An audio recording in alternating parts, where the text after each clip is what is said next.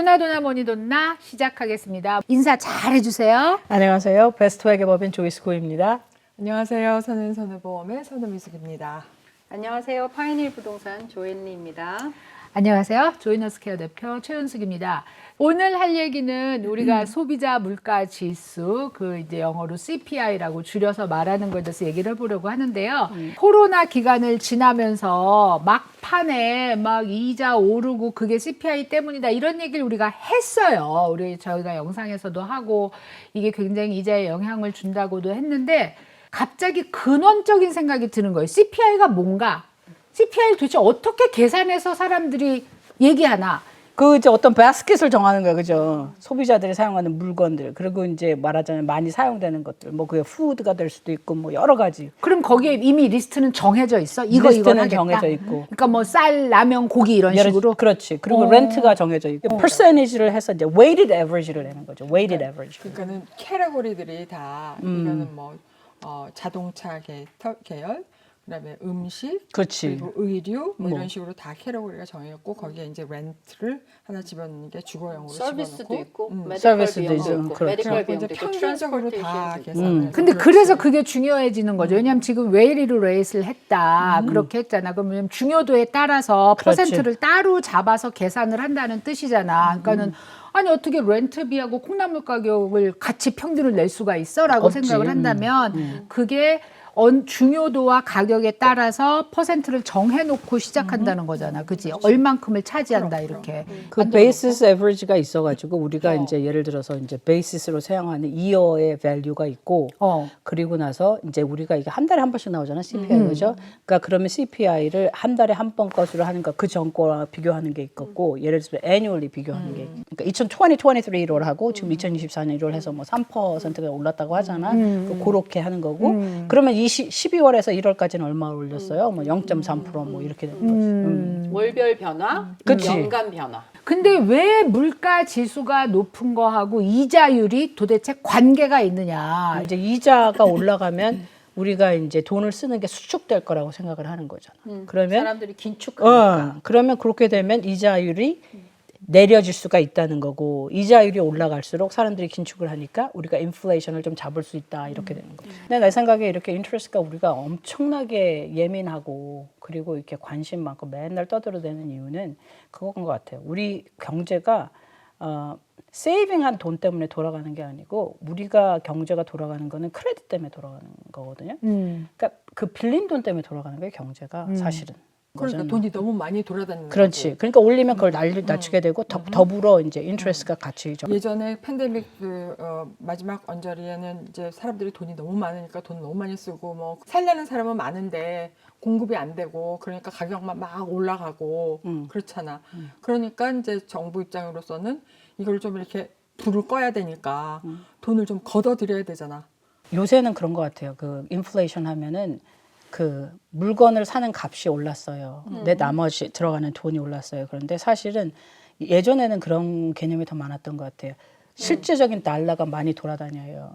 근데 실제적인 달러를 엄청 찍어냈잖아. 그렇지. 막지 프린트해냈지. 프린트를 엄청 해냈고 right amount보다는 훨씬 많이 찍어냈다는 거지 사실은. 그게 굉장히 많은데 그러면 다 뿌려놨어. 그렇지. 그리고 나서 사람들이 막 샀는데 우리가 이제 로지스틱스로 또 서플라이 문제가 많았어. 그렇지. 그러면 살 수도 없고 그러니까 물건값이 올랐어. 집값이 다 올랐다는 거죠. 우리가 돈을 썼어. 그래서 투자도 많이 했지. 그러니까 사실 그 캐피럴이 스탁이나 반드나 이 값이 올라간 거죠. 인플레이션이 된 거지 벌써. 왜냐하면 원래는 안 할 사람들이 그 돈 갖고 했다는 거지. 그리고 원래는 안 한 사람들이 그거 갖고 집을 샀다는 거지. 그러면 내 생각에는 내 개인적인 입장에서는 나 좀 부자 된 것 같아. 실질적으로는 그냥 인플레이트 된 뭔가를 내가 가지고 있는 것일 뿐이고 나는 다음 세대한테는 취할 수 없는 것을 우리가 만들어 놓은 거지. 돈을 엄청 프린트함으로 인해서 우리는 굉장히 부자 된 것 같은데 사실상은 nothing really has changed. 없는 사람들한테는 그게 엄청나게 높은 벽이 돼버려. 이제 더 이상 할 수가 없는 거예요. 프린트를 돈을 했더니만 그게 어떻게 됐어. 우리 집값이 올라갔는데 우리 세컨 제너레이션은 재벌 할 수가 없어요. 그렇지. 들어갈 수가 없어. 그러면 빚만 잔뜩 만들어갖고 이제 더 이르게. anyways, 저는 좀 되게 그러면 결국은 지금 연준에서 이거 물가를 잡기 위해서 이자를 올렸다 이러는 게 우리가 어떤 이 실체적으로 느낄 수 있는 우리가 느낄 수 있는 거는 여전히 공허하다는 얘기잖아. 여전히 편이 공허하고 더 비싸져 있고. 뭐 집이야 그렇다고 해. 그러니까 뭐 옛날에 뭐 30만 불일 때나 지금 뭐 50만 불로 올라서 또 you just have the same house. 근데 일단은 밀크 한 잔을 살라 그러면 원갤론을 살라 그러면 옛날에는 뭐 2불 99 냈는데 지금은 6불 내라며. 그러면 내가 지금 이거죠. 내 바잉 파워는 완전히 줄어들었다. 나는 거지가 된 거지 사실은. 근데 이상하게 나는 이 정부가 좋은 것 같고 뭔가 일을 잘한 것 같아. 왜냐면 나는 있잖아. 집이 40만 불짜리인데 지금 70만 불이 돼. 그치. 30만 불을 내가 그냥 벌을 내봐. 근데 그 집을 70만 불에 팔아도 또 같은 집으로 70만 불을 가는 못 가. 거지. 그러니까 같은 집인 거지. 엄청 뭐 옛날처럼 내가 좋은 집에 40만 불, 가진 않아. 40만 불짜리 사다 70만 불짜리 집을 가는 게 아니라 아직도 똑같은 집을 간다는 거지. 제가 이 숫자를 보고 굉장히 깜짝 놀란 게 그 상품 및 서비스는 458개를 조사를 한대요. 그러니까 이 조사하는 사람들은 되게 힘들어서 하는 게 사실인 것 같아. 그리고 이 숫자가 나왔어. 뭐냐면은 2만 3천 개의 소매 및 서비스 시설로부터 2만 3천 군데에서 8만 개의 가격을 수집을 한대. 그래서 이게 도시에 사는 사람의 93%에 해당하는 사람들을 낸대. 다 그래서 그렇다네. 도시 사람하고 시골이 포함된 거하고 다르다 그러더라고. 그렇지. 다를 수밖에 없지. 그 숫자가 물론 공허한 외침이 될 수 있지만 그거를 기준으로 정책을 만드니까 우리가 그거를 완전히 무시할 수 없지. 무시할 수 없다는 그지, 거지. 그지. 이 돈을 못 쓰게 만든다의 기준이 생필품이 아니라는 거지. 생필품은 여전히 우리가 없으면 안 되는 거잖아요.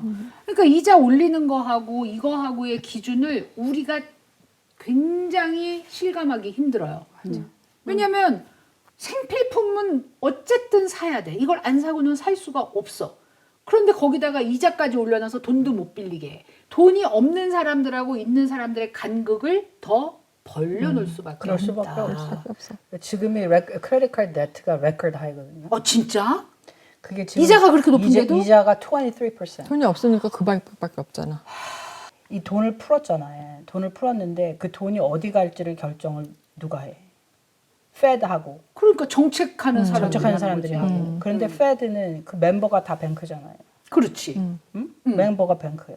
그러면 페드가 결정해서 돈이 가는 거하고 그거와 맞춰서 정부가 결정하고 돈을 가는 데 있어서 우리는 그야말로 너 3,000불 먹고 떨어져 인셈이지. 여기서 자산이 가진 사람들은 올랐단 말이야. 자산의 가치가. 그 간극이 그렇지. 이번 일을 통해서 더 엄청나게 벌어지게 될 그렇지. 수밖에 없는. 근데 나는 조금 생각이 약간 다른 게 아까 이제 뭐 CPI가 원래 지난 것에 대한 그 숫자잖아요. 수치잖아요.